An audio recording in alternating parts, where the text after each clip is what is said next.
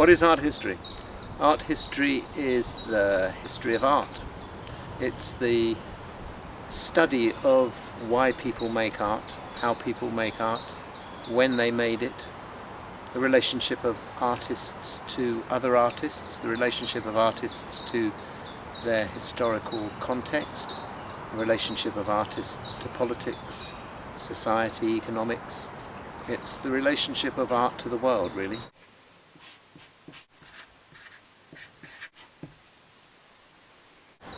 I didn't discover art history, I discovered art, like most people. I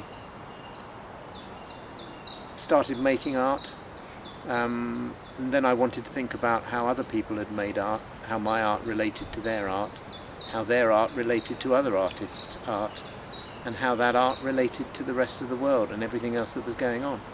So I came into it through practice.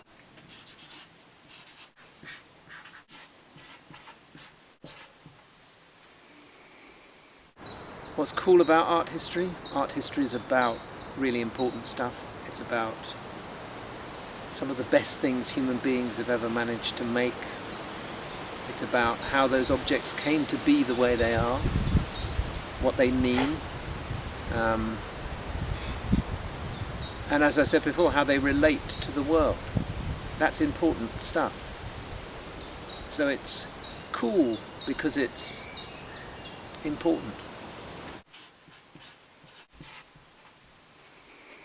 How does art history work? Art history works by writing, really. Art historians write. So we don't paint, we don't draw. Sometimes we do, but that's not when we're doing art history. When we paint and draw, we're making art. When we do art history, mainly we're writing. We're writing books, articles. We write for exhibitions. We write for galleries. We write for markets sometimes where people sell art. They need information about artists, they need information about the works they're selling or the works they're exhibiting. So we can do work in that way. We can teach people about the history of some of the most important and beautiful things people have ever made. We speak, talk, television, interviews, radio, but mainly it's through the word, really. And that's one of the most interesting challenges of art history, is translating visual responses to the world into verbal responses to the world.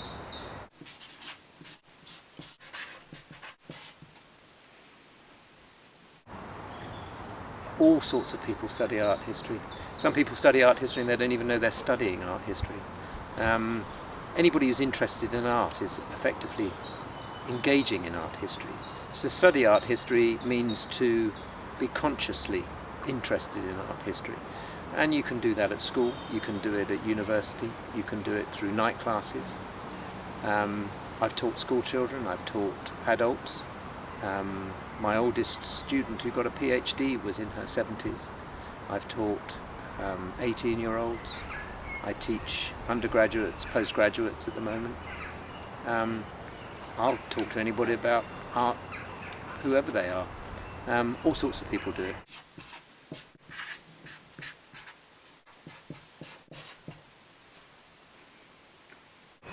No, as I said before, a lot of people come to art history through art, but you don't have to be an artist to study art history. Art history is more like history. It's more to do with when, where, how people did things. And as I said before, it's about translating visual experiences into words. So finding words, finding a way of using language to explain images.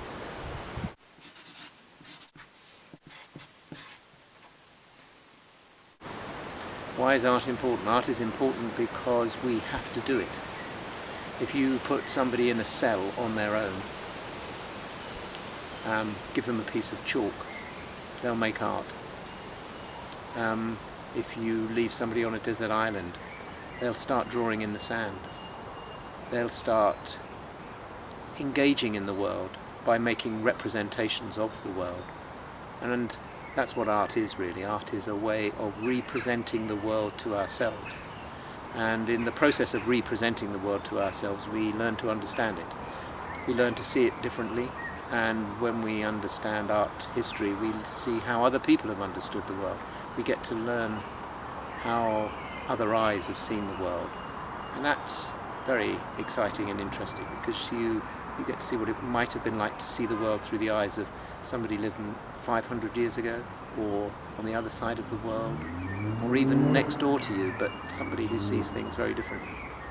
So it's important because it's about us, it's about human beings, and it's about some of the most important things we do: understanding, representing, and making beautiful.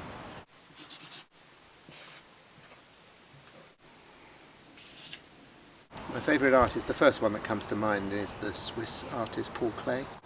I like Paul Klee because he makes me smile. Art doesn't always make you smile, sometimes it makes you cry, sometimes it makes you think, but Paul Klee does all of those things, and he makes you smile. And I like artists who make me smile. He's funny, witty, clever, one of the greatest colourists ever. Beautiful, beautiful colours. Interested in media, always studying different media, how chalk and watercolour work, how gauze and oil paint work, gouache, pen, ink, always, often sometimes in the same image. And I suppose the thing I like about him most of all is he's got a smile on his face.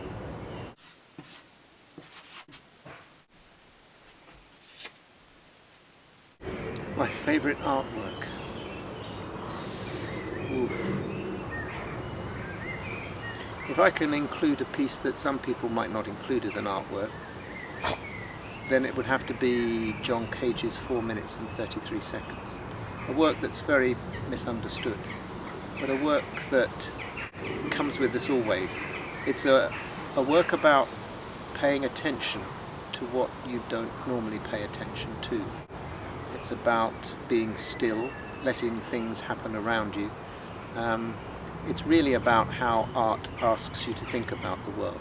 And you can do it anywhere, anytime. You can sit in a wood and just... Well, in fact, John Cage's own favourite performance of 4:33 took place in a wood when he was gathering mushrooms and saw a deer, and then paid attention to aspects of nature that he wouldn't otherwise have paid attention to. And that's what art is. It's a way of making you focus on the world, making you look differently. In his case it was listen differently, but looking and listening aren't so very far apart. I like painting. I like drawing. I think drawing probably. But you can draw with all sorts of things. You can draw with paint. You can draw with pencil. You can draw with a stick. You can draw with a stick in the mud, just a stick in the earth. You can draw with your finger in the air. Drawing, really. Drawing is... it's about making signs, about making things that stand for other things. So drawing. Well, the period I specialise in is the 20th century. It's a terrible century in many ways, but a fascinating one. It's a one in which there were two huge world wars, in which sometimes the worst of humanity was exposed, but it's a period that produced some really beautiful art and some very interesting art. And it's a period I'd hardly lived through. So